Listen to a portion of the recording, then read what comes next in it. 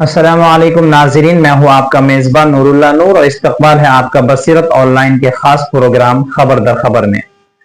नाज़रीन, हाल ही में मोदी हुकूमत ने वंदे मातरम को कौमी वक़ार और आज़मत के तहफ़्फ़ुज़ के तहत कौमी गीत के दर्जा देने का बिल पास किया है। इससे कबल वंदे मातरम को कौमी गीत की हैसियत तो हासिल थी, अलबत्ता अब उसे आईनी तौर पर कानूनी तहफ़्फ़ुज़ फराहम किया जा रहा है।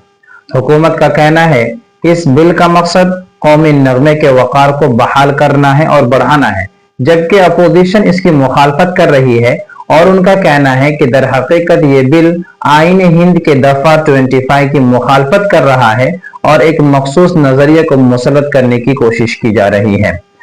हाज़िर, अगर हम वंदे मातरम के पस मंजर में जाए तो ये नगमा बंकिम चंद्र उपाध्याय के जरिए 1870 में तहरीर किया गया था। इस नगमे में बुनियादी तौर पर वतन से इजहार मोहब्बत और अकीदत को दिखाया गया है। हुब्बुल वतनी पर यह नज्म लिखी गई है। लिहाजा आजादी के वक्त जब हिंदुस्तान के सरफरोश और आजादी में लड़ने वाले लोग अंग्रेजों के खिलाफ जंग में शामिल थे, तो उस वक्त ये नगमा उनके लिए नगमा आजादी बन गया। उसके बाद इस नगमे के वक़ार और इस नगमे की खिदमात का एतराफ़ करते हुए 1950 में कानून साज असेंबली ने इसे बाज़ाब्ता तौर पर नेशनल सॉन्ग तस्लीम किया। अगर हम आईनी हैसियत की बात करें तो दफा 51A के तहत कौमी परचम और नेशनल एंथम का एहतराम हर शहरी का बुनियादी फर्ज है। चुनांचे लेकिन अगर हम वंदे मातरम की बात करें तो इसके एहतराम की तवक्को तो की जाती है, अलबत्ता लेकिन अब तक इसके ना गाने पर किसी भी तरह के सजा के इंदिराज का कोई सबूत नहीं मिलता है। अपोजिशन और दीगर तबकात की मुखालफत की बुनियादी वजह यह है कि इस नगमे के बाद अशार में जमीन को माबूद बनाकर पेश किया गया है, जो मुसलमानों के अक़ीदे तौहीद के मुनाफी है।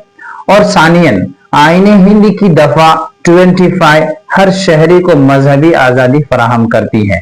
अब अगर इस तरह के नगमे को लाजिम करार दे दिया जाए और जिससे उसके बुनियादी और मजहबी अकायद पर आंच आती हो, तो इससे उसकी शहरियत पर कहीं न कहीं जद पड़ेगी। जमहूरी रियासत के लिए जरूरी है कि वो अपने शहरी के मजहबी आजादी और अकीदे का एहतराम करें। MIM के सदर असदुद्दीन अवैसी ने कहा कि ये बिल दर हकीकत वंदे मातरम को लाने का जो बिल है, दर हकीकत वो मेरे अकीदे के खिलाफ है, मेरे दीनी अकीदे पर चोट है और आईन हिंद मुझे इसकी मुखालफत की इजाजत देता है, लिहाजा मैं इस बिल की मुखालफत करता हूँ। इसी तरह कांग्रेस और DMK के दीगर अपोजिशन रहनुमाओं ने इस इक़दाम पर तशवीश का इजहार किया है। उन्होंने इस बात की तशवीश जाहिर की है कि दर हकीकत ये बिल का लाना लोगों के दरमियान तकसीम और फूट डालने के मुतरादिफ है।